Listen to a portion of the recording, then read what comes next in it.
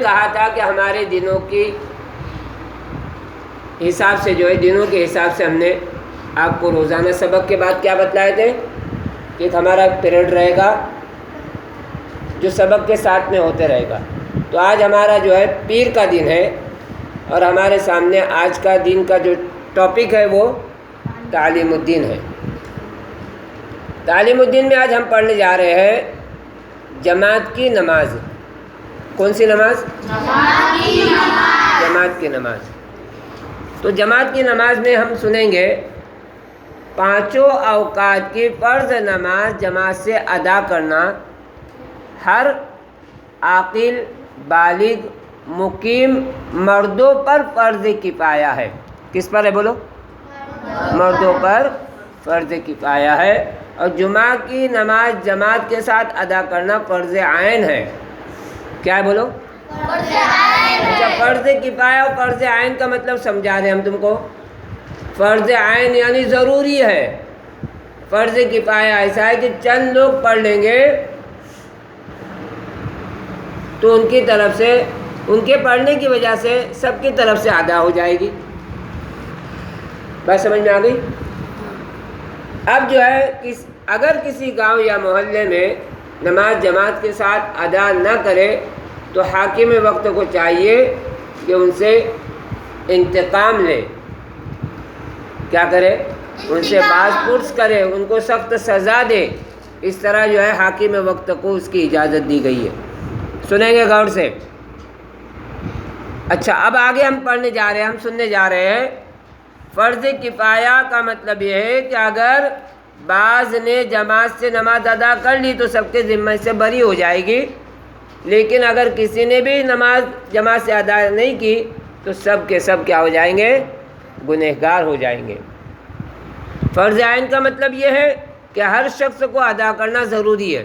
تو جمعہ کی نماز ہر شخص کے اوپر ضروری ہے. لہذا جمعہ کی نماز تنہا بغیر جماعت کے ادا ہو ہی نہیں سکتی. جماعت کے ساتھ اگر پڑھیں گے تو ادا ہوگی. کوئی آیا نماز ہو گئی، سلام امام صاحب نے پھیر دی ہے تو آپ اس کی نماز جمعہ پڑھنے جائے گا تو جمعہ نہیں ہوگی.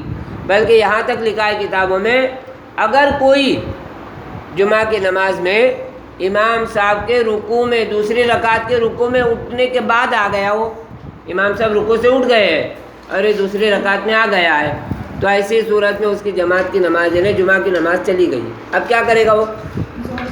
وہ ظہر پڑھے گا. کیا کرے گا؟ تو اس کو کب آنا پڑے گا؟ بہتر تو یہی ہے کہ جمعہ کے دن جلدی آئے، امام کے قریب بیٹھے اور امام کے ساتھ نماز پڑھے.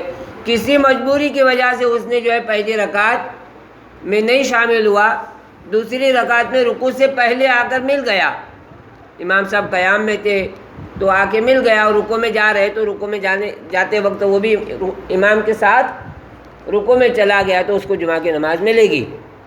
اگر رکوع سے امام صاحب اٹھ گئے دوسری رکعت میں تو اب اس کی نماز کیا ہو گئی؟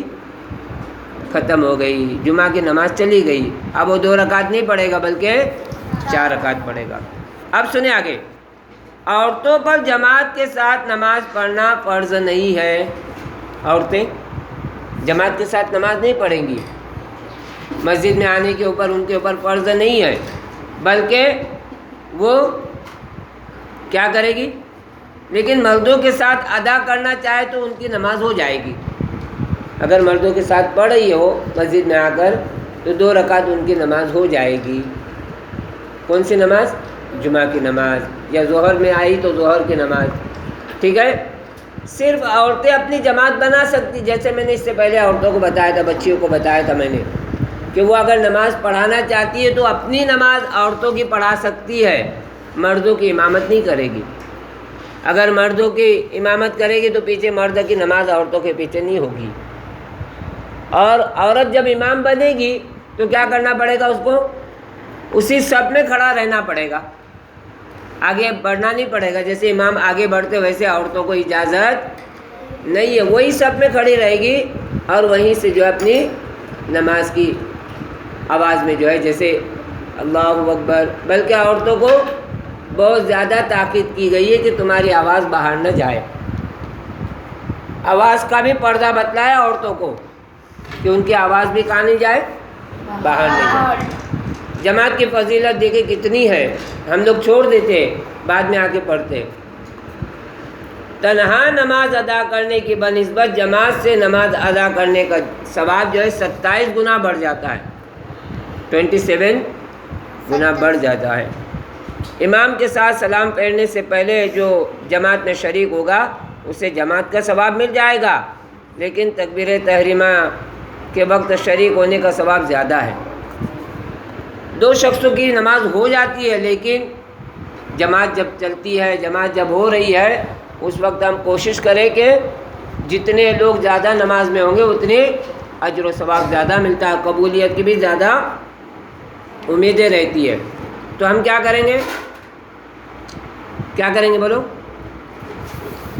ہم کیا کریں گے؟ جماعت کے ساتھ نماز پڑھنے کو لازم کریں گے۔ ٹھیک ہے، انشاءاللہ سمجھ میں آ گئی بات؟ انشاءاللہ۔